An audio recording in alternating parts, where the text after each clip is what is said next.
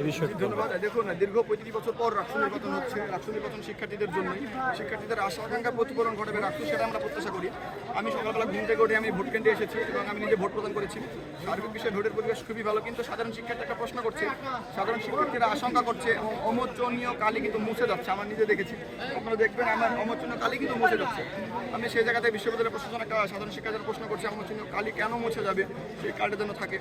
আমরা ইতিপূর্বে বলেছি রাষ্ট্র নির্বাচন যেন সুষ্ঠু নিরপেক্ষ অংশগ্রহণমূলক হয় এবং রাজশাহী বিশ্ববিদ্যালয়ের সাধারণ শিক্ষার্থীরা যেন কোনো প্রশ্ন করতে না পারে এমন একটা নির্বাচন সাধারণ শিক্ষার্থীদেরকে উপহার দেবে রাজশাহী বিশ্ববিদ্যালয় প্রশাসন, সেটা আমাদের কাছে প্রত্যাশা ছিল, প্রত্যাশা আছে। এবং আমরা শিক্ষার্থী দীর্ঘদিন আমরা প্রচার প্রচারণা চালিয়ে গেছি, শিক্ষার্থীদের দ্বারা দ্বারে গিয়েছি আমাদের ভোটের জন্য।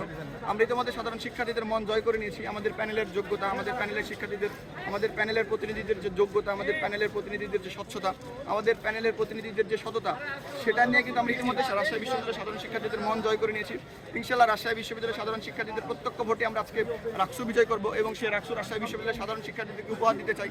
আগামী এক বছর রাজশাহী বিশ্ববিদ্যালয়ের সাধারণ শিক্ষার্থীরা যাকে নির্বাচিত করবে, যে আমানত সাধারণ শিক্ষার্থীরা যাকে উপহার দিবে, সেই আমানত যেন খিয়ানত করতে না পারে এমন একজন প্রার্থীকে তারা বেছে নেবে বলে আমি বিশ্বাস করি।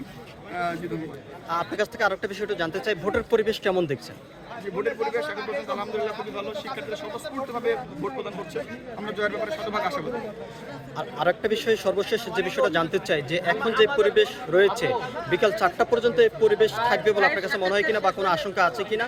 এরকম পরিবেশ যদি থাকে তাহলে নির্বাচনের যে মাঠ, যে পর্যবেক্ষণ, তারপরে ভোটারদের যে আনন্দ উৎসব, আসলে এটি সর্বশেষ পর্যায়ে মানে কোথায় গিয়ে দাঁড়াইতে পারে বলে আপনার মনে হচ্ছে? জি ধন্যবাদ। দেখুন, আমরা শুরু থেকে বলেছি যে রাষ্ট্র নির্বাচন যেন উৎসব মুখর পরিবেশ হয়। আমরা ইতিমধ্যে সেটা দেখেছি, শিক্ষার্থীরা দীর্ঘ লাইন ধরে দাঁড়িয়ে তারা উৎসব মুখর এবং উৎসাহ, উদ্দীপনা, আনন্দ নিয়ে তারা ভোট প্রদান করছে, সেটা অব্যাহত থাকবে। রাষ্ট্র নির্বাচন এখন পর্যন্ত যে সার্বিক পরিবেশ, সেটা অব্যাহত থাকবে। সাধারণ শিক্ষার্থী সহ সকল প্যানেল, সকল শিক্ষার্থীদের কাছে আহ্বান জানাই সেই পরিবেশটা যেন অব্যাহত থাকে। আমরা উৎসব মুখর পরিবেশে রাষ্ট্র নির্বাচন করতে চাই।